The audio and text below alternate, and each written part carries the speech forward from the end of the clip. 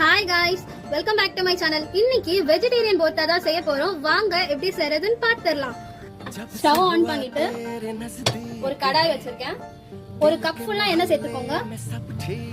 எண்ணெய் நல்லா சூடாகட்டும். எண்ணெய் நல்லா சூடாயிடுச்சு. 2 மீடியம் சைஸ் வெங்காயம் சேர்த்துக்கலாம்.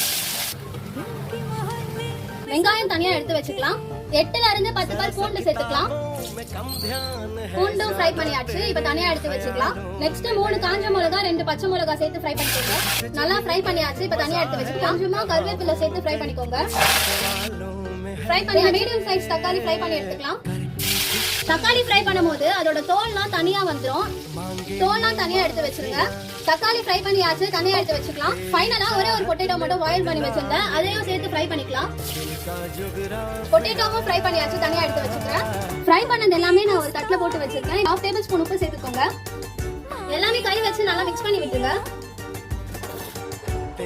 காய்ஸ் நல்லா மிக்ஸ் பண்ணியாச்சு. ஒரு மீடியம் சைஸ் வெங்காயம் சேர்த்துக்கலாம். கொஞ்சமா கொத்தமல்லி சேர்த்துக்கலாம். இப்போ மிக்ஸ் பண்ணி விட்டுருங்க. மிக்ஸ் பண்ணியாச்சு. அப்படியே உருண்டை பிடிச்சு சாப்பாடு கூட சாப்பிட்டுடலாம். செஞ்சாச்சு. டேஸ்ட் பண்ணி பாத்துடலாமா?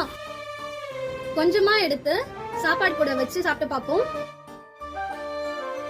நான் எப்பவுமே நான்வெஜ் தான் சாப்பிடுவேன். இந்த வாட்டி வெஜ் ட்ரை பண்ணிருந்தேன். வெஜ் என்னடா நல்லா இருக்க போகுதுன்னு நினைச்சிட்டே இருந்தேன். ஆனா இவ்வளவு சூப்பரா இருக்கும்னு நினைச்சு பார்க்கல. மறக்காம நீங்களும் உங்க வீட்ல ட்ரை பண்ணிட்டு எப்படி வந்துச்சுன்னு கமெண்ட் பண்ணுங்க. இந்த வீடியோ பிடிச்சிருந்துச்சுன்னா லைக் பண்ணிட்டு என்னோட சேனலை சப்ஸ்கிரைப் பண்ணிக்கோங்க. பை.